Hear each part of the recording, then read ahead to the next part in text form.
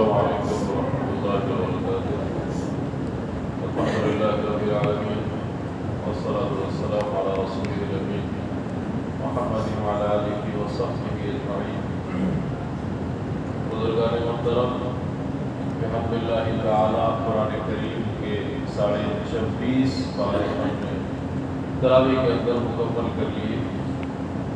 آج کی تلاوت کا ابتدائی حصہ فتح مکہ، صلح حدیبیہ، بیعت رضوان جیسے واقعات اور حالات پر مشتمل ہے۔ بیعت رضوان جہاں پہ 1400 صحابہ کرام نے نبی پاک علیہ السلام کے ہاتھوں پر موت کی بیعت کی تھی، اسلام نے ان کو ایک خاص مقام عطا فرمایا ہے۔ آگے چل کر کے سورہ حجرات شروع ہوتی ہے، پھر سورہ قاف ہے، پھر سورہ طور ہے۔ ان سب صورتوں میں توحید، رسالت اور آخرت کو مختلف زاویے سے بتایا گیا۔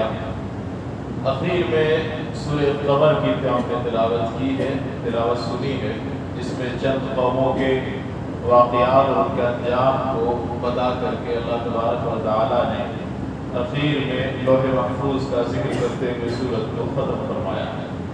آج ہم نے ایک سورت پڑھی ہے، سورہ حجرات۔ چند دنوں قبل میں نے عرض کیا تھا کہ سورہ طور 18ویں پارے میں ایک ایسی سورت ہے کہ جس کا ترجمہ اور جس کی تفسیر ہم میں سے ہر ایک کو پڑھنی اور دیکھنی چاہیے۔ انہی صورتوں میں سے ایک سورت سورہ حجرات ہے۔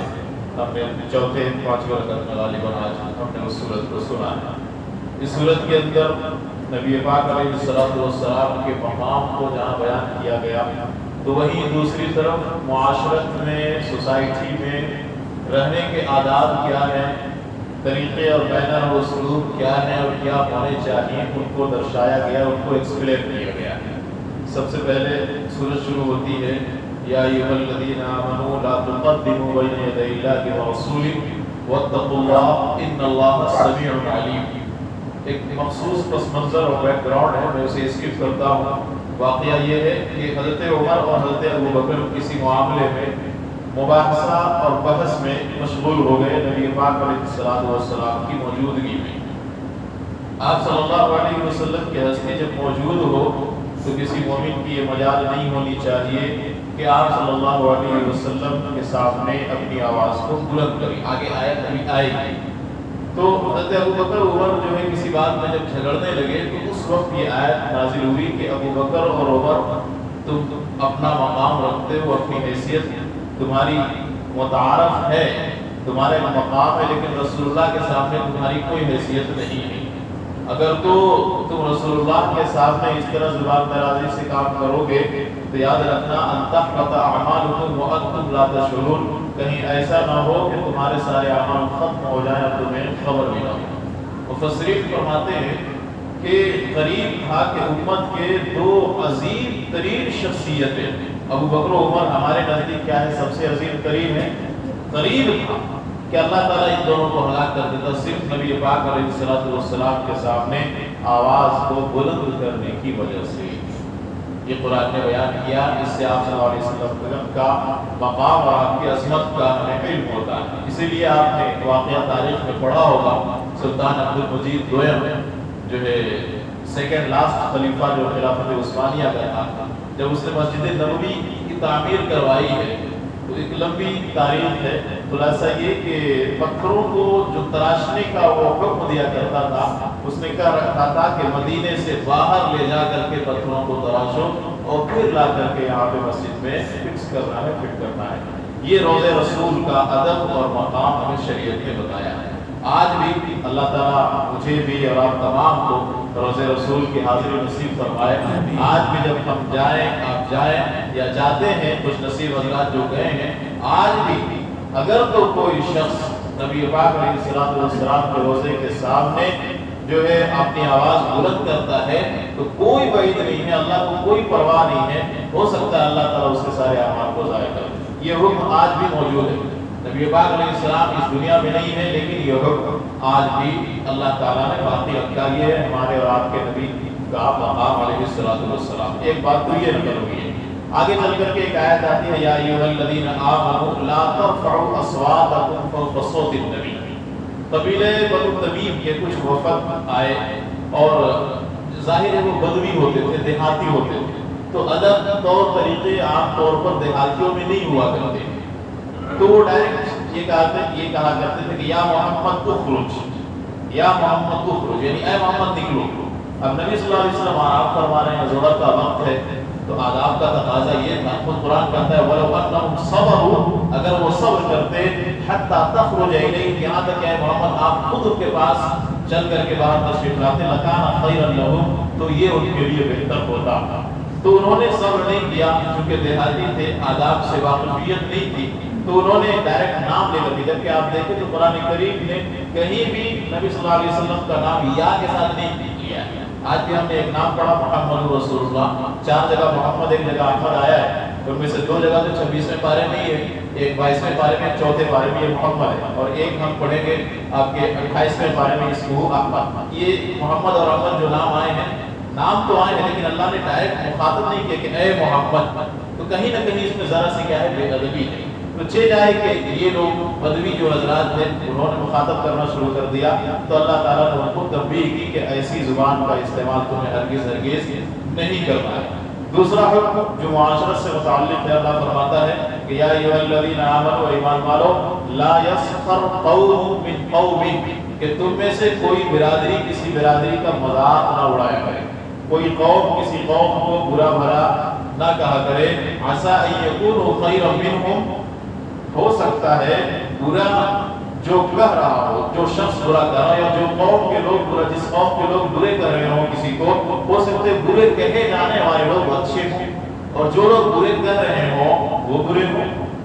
ولا نساء من نساء، نہ ہی کوئی عورت کسی عورت کو برا بھلا نہ کرے، عسى ان یکن خیرا منہم، ہو سکتا ہے کہ کہنے والی عورت جو ہے زیادہ بری ہو سننے والی عورت سے، کہی جانے والی عورت سے۔ تو یہ ایک ادب سکھلایا۔ آگے قرآن کہتا ہے کہ اے ایمان والو، ان اکرمکم عند اللہ اتقاکم، کہ تمہارے میرے نزدیک تم میں سے معزز ترین شخص وہ ہے جو متقی ہوگا، جو پرہیزگار ہوگا۔ وجعلناکم شعوبا وقبائل لتعارفوا، ہم نے جو ہے ذات اور برادریوں میں تمہیں بانٹا ہے، تمہیں قبیلوں میں پیدا کیا ہے۔ اس کا مقصد یہ نہیں ہے کہ تم اپنے قبیلے کے اوپر فخر کرو کہ میں فلاں برادری سے تعلق رکھتا ہوں، میری فلاں برادری ہے، اور وہ فلاں برادری کیا ہے، اس کی برادری گھٹیا ہے، ذلیل ہے اور رذیل ہے۔ اس طرح کی سوچ کو ڈیولپ کرنے کے لیے ہم نے تمہیں ٹولیوں میں اور قبیلوں میں منقسم نہیں کیا ہے، ڈسٹریبیوٹ نہیں کیا ہے۔ کیوں کیا ہے؟ تاکہ تم پہچانے جاؤ۔ آپ ہندوستان سے باہر جائیں گے تو کہیں گے میں ہندی ہوں، ہندوستانی ہوں، اپنے اسٹیٹ سے باہر جائیں گے تو جھارکھنڈ کا رہنے والا ہوں، اپنے ڈسٹرکٹ سے باہر جائیں گے تو رانچی کا رہنے والا ہوں، تو یا اسی طریقے سے اور قریب ترین ہوتے چلے جائیں تو میں فلاں برادری سے ہوں، میں رائی ہوں، میں جو ہے انصاری ہوں، میں شیخ ہوں، میں سید ہوں۔ تو یہ برادریاں جو ہیں اسلام کے اندر ان کا صرف اور صرف اتنی ہی حیثیت ہے ان کی کہ ان کے ذریعے سے انسانیت شناسی ہو سکے، شخصیت کو اور پرسنالٹی کو پہچانا جا سکے، اس سے زیادہ کوئی حقیقت اور کوئی حیثیت نہیں ہے۔ خود رسول اللہ صلی اللہ علیہ وسلم نے فرمایا کہ لا فضل لعربی ولا عجمی، کہ کسی بھی عربی کو صرف عرب ہونے کی وجہ سے کسی عجمی کو، عجمی ہم اور آپ جیسے لوگ ہیں، عرب کے علاوہ لوگ جو ہیں ان کو عجمی کہا جاتا ہے، تو کسی بھی عربی کو صرف عربی ہونے کی وجہ سے فضیلت اللہ تعالیٰ فضیلت سے نہیں نوازیں گے، الا بالتقوی، ہاں اگر تو تقوی اس کے اندر ہوگا تو فضیلت ملے گی۔ آخر میں آگے چل کر کے اللہ تعالیٰ نے ایک اہم حکم بیان فرمایا ہے، بس اسے بیان کر کے میں بات مکمل کروں گا۔ عام طور پر یہ وہ چیزیں ہیں کہ جن کا آج ہمارے معاشرے میں وجود ہی نہیں ہے، وجود کامل ہے، بھرپور جو ہے ہم جانے انجانے میں ان سب کے جھانسوں میں پڑ جاتے ہیں، کہیں نہ کہیں فقریہ انداز میں ہم کچھ چیزیں بیان کر جاتے ہیں کہ جو کہ مقصود نہیں ہونا تھا، جیسے ذات برادری والا۔ اسی طریقے سے ایک مسئلہ ہمارے ہاں غیبت چغلی کا ہے، ایک مسئلہ غیبت چغلی کا ہے، وہ کیا ہے کہ ہم ایک دوسرے کی بات دوسرے کو بتاتے ہیں، دوسرے تک پہنچاتے ہیں۔ قرآن کہتا ہے کہ یا ایھا الناس انا خلقناکم من ذکر یا ایھا الذین آمنوا اجتنبوا کثیرا من الظن، کہ بدگمانی سے بچو، ان بعض الظن اثم، کیونکہ بعض بدگمانیاں ایسی ہیں کہ جو گناہ تک پہنچا دیتی ہیں بندے کو۔ ولا تجسسوا، اور کسی کی ڈور میں نہیں لگنا، کون وہ فلاں آدمی کیا کر رہا ہے، کہاں جاتا ہے، اس سے ہمیں اور آپ کو مطلب نہیں ہونی چاہیے۔ یہ قرآن کریم کر رہا ہے، ترجمہ اٹھا کر آپ دیکھ سکتے ہیں، ولا تجسسوا، ڈور میں نہ لگو، ولا یغتب، اور کوئی شخص غیبت نہ کرے، بعضکم بعضا، کسی ایک دوسرے کی۔ ایحب احدکم ان یاکل لحم اخیہ میتا، کہ کیا تم میں سے کوئی شخص یہ پسند کرتا ہے کہ اپنے مردار بھائی کا گوشت کھائے؟ فکرہتموہ، اس بات کو تم ناپسند کرتے ہو۔ گویا قرآن نے یہ بتا دیا کہ اپنے بھائی کی غیبت کرنا، اپنے بھائی کی برائی کو بیان کرنا، گویا کہ اس کے گوشت کو کھانا ہے، وہ بھی گوشت کیسا؟ مردار گوشت۔ کتنی قبیح ترین شے ہے غیبت۔ اللہ تعالیٰ ہمیں بچنے کی توفیق عطا فرمائے۔ ایک حکم اللہ تعالیٰ نے اور بیان فرمایا کہ ان جاءکم فاسق بنبأ فتبینوا۔ آج سوشل میڈیا کا دور ہے اور واٹس ایپ پہ ایک کلک کے ذریعے ہم کسی بھی پیغام کو کس حد تک نشر کرتے ہیں وہ ہمارا بہت اچھے طریقے سے جانتے ہیں۔ اور آج کل تو یہ وہ واسطے لگائے جاتے ہیں کہ اگر تو تم محمد رسول اللہ کے امتی ہو تو اس پیغام کو ضرور شیئر کرو گے، اور اس طرح کے جو واسطے لگائے جاتے ہیں لوگ پڑھ کر کے تو بدرجہ اولا فرض سمجھ لیتے ہیں، بس اسے کیا ہے، شیئر کرنا ہی کرنا ہے۔ حالانکہ یہ انتہا سے زیادہ، بعض دفعہ میں نے خود دیکھا قرآن کریم کے ترجمے غلط رہتے ہیں، حدیث غلط رہتی ہے، اور اس کو جو ہے لوگ شیئر کر رہے ہیں۔ قرآن نے اسی اصول کو بیان کیا کہ ان جاءکم فاسق بنبأ، کہ کوئی فاسق بد کردار شخص، کوئی بھی شخص جو ہے تک خبر لے کر کے آئے، فتبینوا، تو پہلی ذمہ داری تمہاری یہ ہے کہ تم انویسٹیگیٹ کرو، جانچ پڑتال کرو، تم پرکھو کہ آیا یہ جو خبر بتلا رہا ہے یہ خبر سچی بھی ہے یا نہیں ہے۔ کہیں ایسا تو نہیں کہ میرے بارے میں اور فلاں شخص کے بارے میں یہ چاہتا ہے کہ ان کی آپسی جو محبتیں ہیں وہ دشمنیوں میں بدل جائیں، یا یہ چاہتا ہے کہ آپس میں دو خاندانوں میں دراڑیں پیدا ہو جائیں۔ ہو سکتا ہے، عین ممکن ہے، اور یہ بالکل پاسبلٹی اس چیز کی موجود ہے۔ لہذا قرآن نے یہ بتایا کہ فتبینوا، پہلے کیا ہے، تمہیں جانچ پڑتال کرنی ہے، اس کے بعد اس خبر پر تم اس خبر کو ویریفائی کر سکتے ہو۔ لہٰذا آج کے زمانے میں ہر وہ خبر جو ہم تک پہنچے ہم فوراً اسے شیئر کا جو ہے بٹن دبا کر کے اب اس کو شائع ہمیں نہیں کرنا چاہیے۔ ان سب چیزوں سے ہمیں بچنا چاہیے۔ اللہ تعالیٰ سے دعا ہے کہ اللہ تعالیٰ ہمیں قرآن کریم کے ان تعلیمات پر عمل کی توفیق عطا فرمائے۔